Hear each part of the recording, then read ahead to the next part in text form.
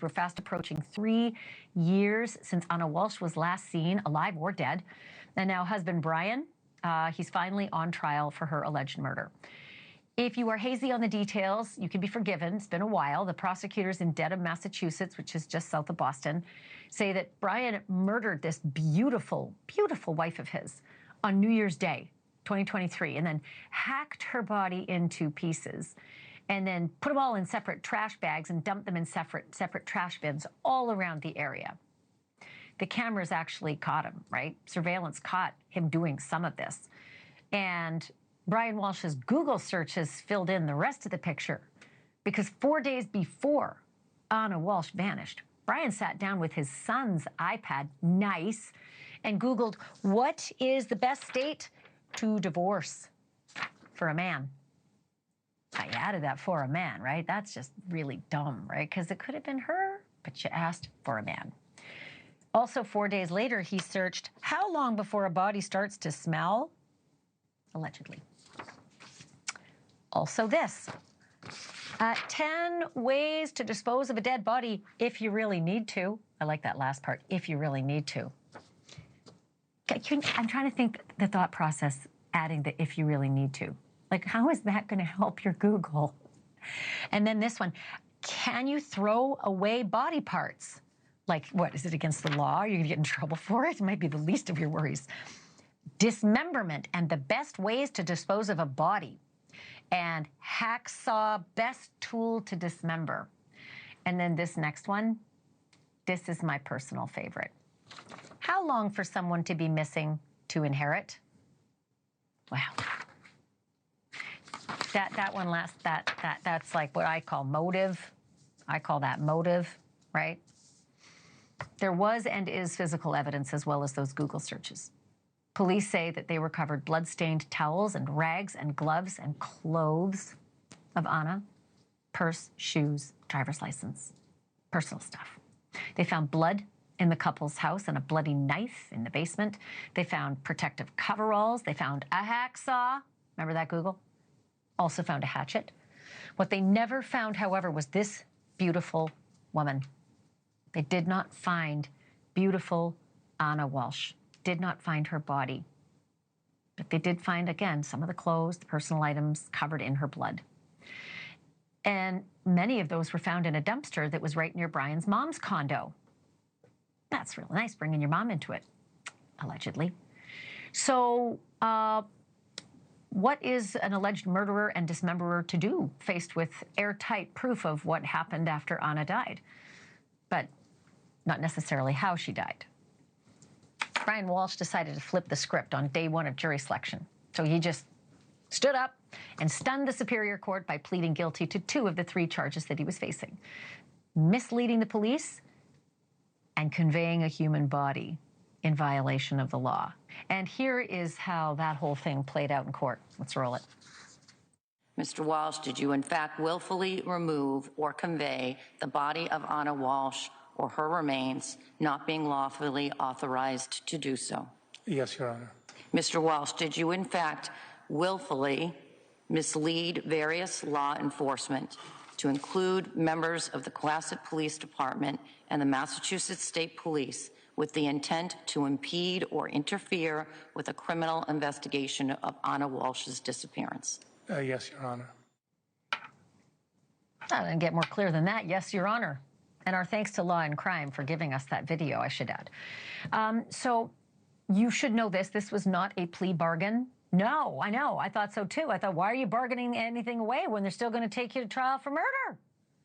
He was not given anything special to cop to those charges. So he's still charged with murder.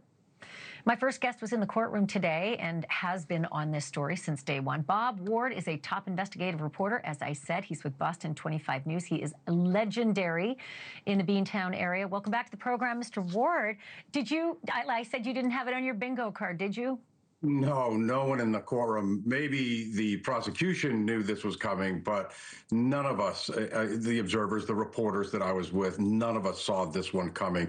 You know, I was stunned way back at the beginning when we first heard about all those searches that were found on the iPad. That was a stunning moment. And I'd have to say this was right up there with it. I couldn't believe that he was actually pleading guilty to these two charges. And for me, actually, you know, for 3 years, been wondering what happened to Anna Walsh. You know, it doesn't look good with all these things that they've found, but they never found her body. Well, today, for the first time, we know that Anna Walsh, for sure, is no longer with us. And I think it struck me during the hearing today when he had to confirm that he is no longer lawfully married to Anna Walsh. You know, I've thrown questions at him coming in and out of court. I've asked him if he killed his wife, and he kind of rolls his eyes. He shakes his head no. But today was a much different story. He wouldn't even look at me when he left the courtroom today. It's just, you know, he admitted Anna Walsh is gone. And he is the person that took her out of that home and disposed of her body. He admitted it today. And then lied and lied and lied and lied and lied and twisted everybody. Yeah, I remember being in that courtroom when all of the searches were announced. I was writing so fast I couldn't even write them all down. They just kept coming one after another after another. And I thought, oh boy, on your kid's iPad, how foul. Right. Now they haven't proven that he did that necessarily yet. What's your theory? Why do you think he stood up and did that?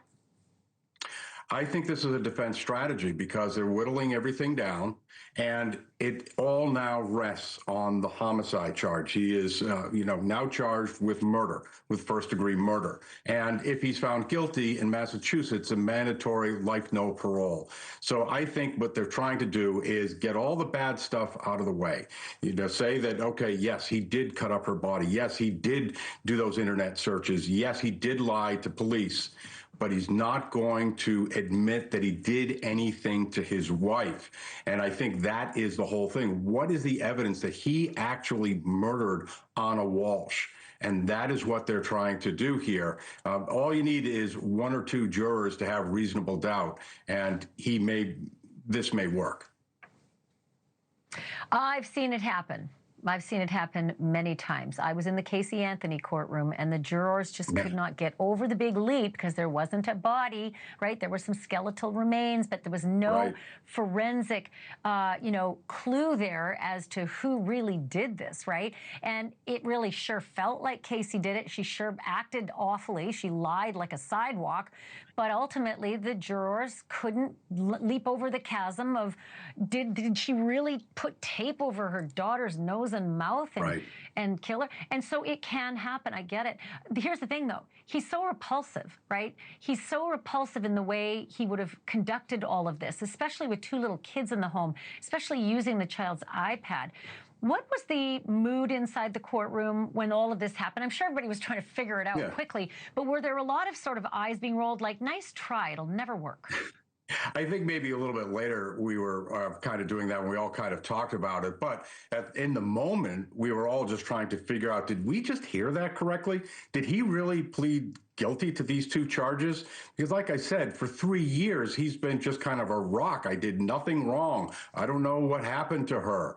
And now all of a sudden things started changing. Another thing, Ashleigh, you know, some people in the legal community told me is that they suspect, I'm not sure I agree with this, but they say the foundation is being laid for Brian Walshe to take the stand. Because how else are they going to be able to explain what may have happened, his version of events, in the house on that New Year's Eve going into New Year's Day? If the idea is that, you know, he left the room and came back and she passed out and died and he freaked out and this is what he did because he lost his mind, or they had some kind of argument, he pushed her and she hit her head and he just, again, freaked out and went psychotic, but I didn't kill her, it was an accident, or it was natural causes and I didn't know what to do. I'm already facing sentencing on the federal side, so I didn't know what to do. How else is that information going to get to a jury if Brian Walshe isn't the one to tell him that, because he was the only one in the house, the kids were asleep? So there's a theory that perhaps this is setting the stage for Brian Walshe to take the stand. If that is the case, then this is high risk because he has a lot of explaining to do, a lot to talk about here. And the prosecutor in this case is very skilled, and it'll be must-see TV if he actually does take the stand. That's exactly what I was going to say. I wish I were the prosecutor because I would have a field day with cross-examination on that, starting with, I'm sorry, you want us to believe your story, whatever it is, whether you got into an argument or she hit her head or you're saying it's self-defense. Right. I'm sure that's what it's going to be, Bob. I'm sure he's going to say, she came at me. What was I supposed to do? And then I would say, and you want us to believe this, and you're telling us you lied to the police for years, and you want us to believe you now. So I can't wait for that moment, Bob, and I'm going to sit beside you in court so that we can pass notes back and forth about it. You know, and another thing, too, is that I reported way back when this was first unfolding that police found in Washington, D.C., a complaint that she took out. She called Metro D.C. police saying that he threatened to kill her way back when they were dating. So that is, just remember, that's something that's in his past that who knows. I would expect that if he tries to claim self-defense, then this is something like that is going to come back out his way. And I don't know how he can explain it. Thank you for watching. Subscribe below and download our NewsNation app right now on your phone, and you will get fact-based, unbiased news for all Americans.